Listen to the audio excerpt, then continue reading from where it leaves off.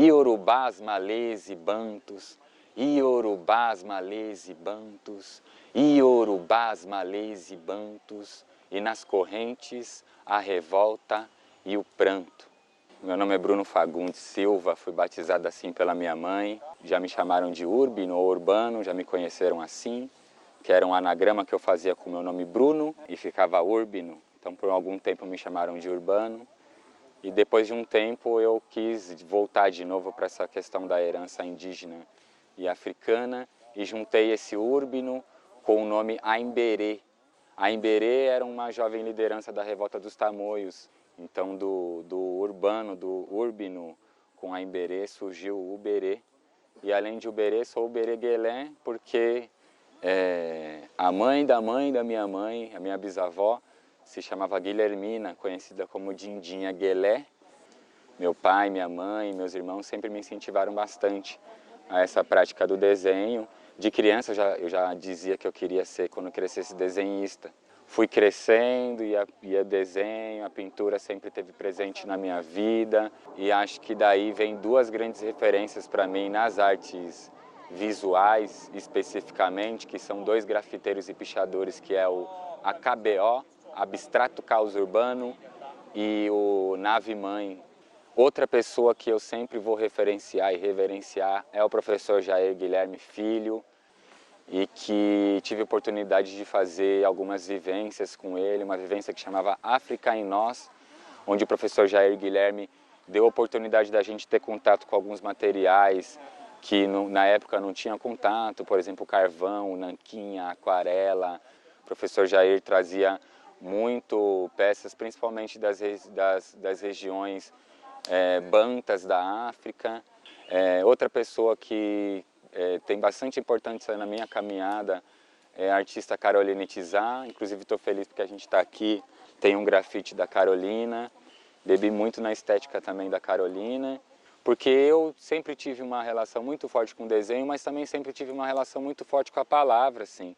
Então, o meu trabalho visual tem muitas referências dos povos bantus e dos iorubás, que são povos que constituem a nossa formação brasileira, mas também vai recente, assim, por exemplo, na referência da minha avó mesmo, da minha mãe, assim.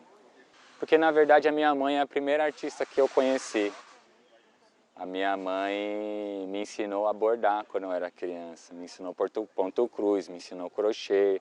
Eu gostava de ficar do lado dela, bordando do lado dela, assim. Então, o pano de prato da minha mãe, na verdade, é a primeira arte com que eu tive contato, assim, de fato. Em 2000, eu conheci o Sarau do Binho, era 2000 e não lembro. Eu tinha 16 anos a primeira vez quando eu passei na frente do bar, ainda era no bar o Sarau do Binho. Foi a primeira vez que eu fui no sarau. Mas aí em 2014, quando eu já tinha aí uns 20 anos, 21, eu comecei a frequentar o Espaço Comunidade, que era um espaço no Jardim Monte Azul. E graças ao Jaime, o Dico, né, conhecido Dico, ele me acolheu ali e me propôs de eu participar também desse espaço e de apresentar o que a gente tinha lá, que era um dos eventos que chamava Cine da Quebrada. Tinha um Cine da Quebrada, mas tinha um Quebrada de Coco, que era de cultura popular, tinha um Sarau Verso e Versos, que foi o sarau que eu participei de fato, fiquei participando e ali eu desenvolvi meu lado como poeta no sentido de recitar poesia e etc e tal. Foi ali que eu conheci a maioria das pessoas com quem eu trabalho hoje em dia, assim. E aí em 2017 eu volto para o Sarau do Binho, como se fosse assim, eu consigo de fato me aproximar do Sarau do Binho. E foi no Sarau do Binho, a partir disso que eu conheci o Cleidson Catarina. É um grande diretor, um grande ator, figurinista, bonequeiro, mascareiro. Ele me ensina também a fazer boneca e máscara. A partir dele que eu vou começar a tirar o meu trabalho de artes visuais do 2D para o 3D, assim, também nesse sentido. Então, meus trabalhos mais recentes têm passado por isso e se aprofundado também nessa relação da herança banta e iorubá, principalmente, como, por exemplo, a pintura que se chama fuafoca.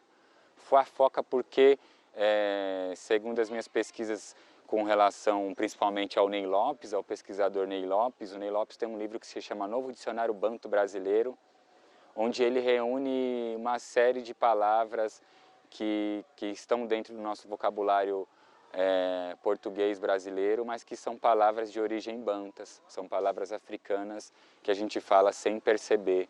Então, moleque, maluco, chilique, chamego, dengo, bengala, bruaca, o próprio caçula. Os portugueses não falam caçula, acho que eles falam alguma coisa tipo júnior.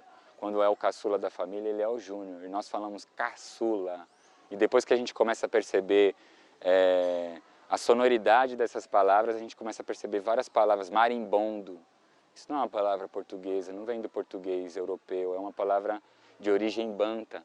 E o fuafoca é a palavra que dá origem à palavra fofoca.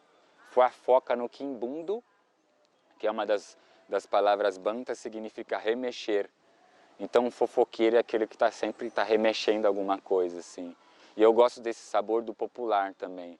A cultura popular é uma grande referência do meu trabalho também, tanto nas manifestações de culturas populares, por exemplo, do bumba-boi, do maracatu, do cavalo marinho, da congada, do jongo, mas também eu fico buscando uma popularidade do nosso cotidiano também em São Paulo. A feira, para mim, tem um sabor extremamente popular, os vendedores de rua, o A25, o Largo 13, para mim traz uma carga forte de cultura popular. E a fofoca é o que muitas vezes tem de mais popular